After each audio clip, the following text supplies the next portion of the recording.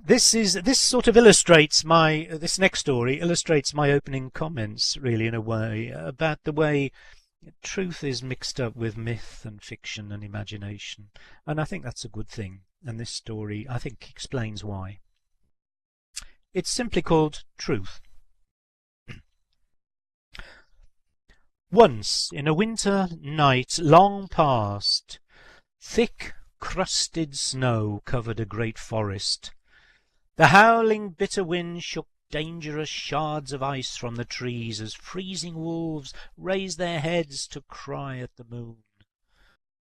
Slowly a shivering naked figure stumbled through the trees.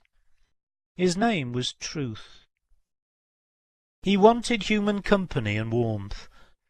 He saw the glimmer of distant light, and with joy he stumbled on until he came to a village.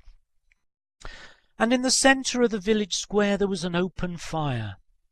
It was a small central space between the houses. Villagers were sitting round the fire, and he ran forward eagerly, for he had so much of importance to tell them. They all looked up at the stranger, saw his nakedness, and backed away from him. He moved closer and asked them to give him a place by the fire and listen to him. But they were disgusted at the sight of him. Men looked at him with contempt. Mothers grabbed their children and dragged them indoors, shouting, "Pervert!" and "For shame!" The village men wanted to chase him away, but actually kept their distance, for they were embarrassed. As he in desperation moved towards the cottages, door after door was slammed in his face. He felt embarrassed and ashamed. He tried to cover himself, but he only had hands to hide his nakedness. Inside their cottages the mothers leant their backs against their doors, folded their arms, and muttered about the outrage. "How awful! How disgusting! How could it be allowed in this day and age?" Truth was left standing in the centre of the village, hands outstretched in lonely supplication. Cold and dismayed, he sat down by the dying embers of the fire. The darkness deepened. Snow began to fall, adding to the deadening white blanket that was already on the ground and clothed the trees. Truth's eyelids began to droop. His body sagged. He began to drift slowly into sleep, a sleep that he might not emerge from in the morning. But before his eyes closed, just in the corner of one eye he caught a glimmer of a light moving through the trees. His curiosity brought him back to a semblance of life. The light slowly grew brighter, and out of that bright radiance there came a tall, beautiful woman with glowing golden skin and long flowing black hair. Her smile was brilliant, but more than that, she was wearing a cloak, the like of which had never been seen before in the world of men. It was blue, it was green, it was gold, it was red, it was silver. It shone with 1,000 colours, iridescent and gorgeous in the night. It would enchant whoever beheld it.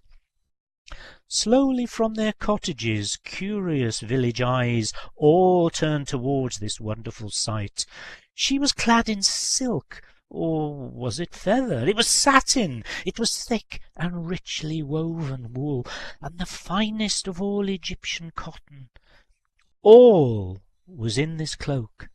The sun, the moon, and all the stars of heaven, the freshest green of spring, the warm orange of summer, the brown and golds of autumn, the greys and whites of winter, and the black night,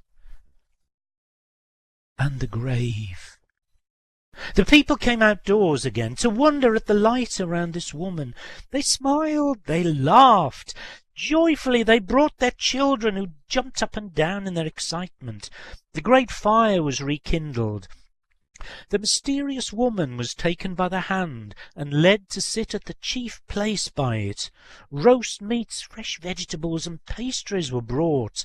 Wine and beer appeared, and there followed much merrymaking and much talking and chatter. At first, Truth stood in amazement, watching what was going on. And he, too, was deeply impressed by this woman, but he felt wretched and rejected, and drew himself into the shadows. Eventually, exhausted, the people began to drift off to bed for a short dream-filled sleep before dawn. As the horizon began to turn a little pink, Truth felt able to approach the woman. "Who are you?" he asked. "Where are you from? And what is that wonderful cloak made from?" She turned her glowing face to him and smiled. "Do you not know me?" she answered. "Surely you can guess." But he couldn't, and he remained puzzled and dazzled by her. She teased him a little and pretended to scold him for his ignorance. Then she said, "I am Story. You should know me, for I'm your cousin, and this is my cloak of imagination."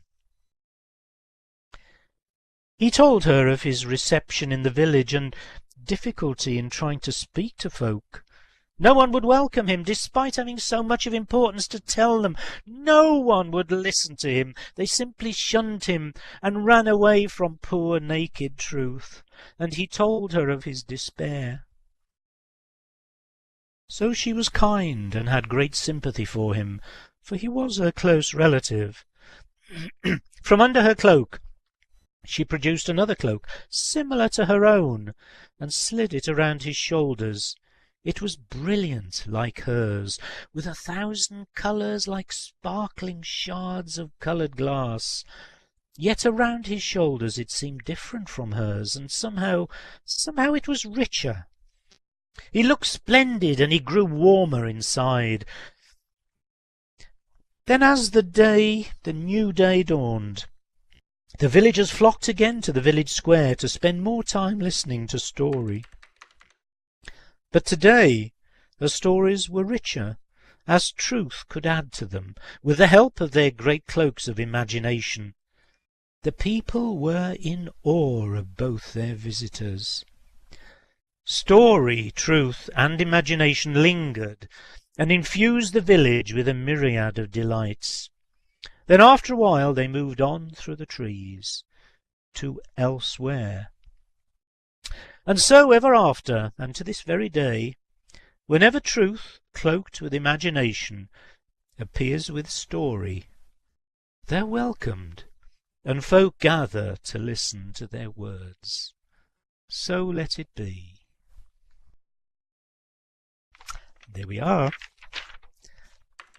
Nothing as compelling as imagination and truth told in stories.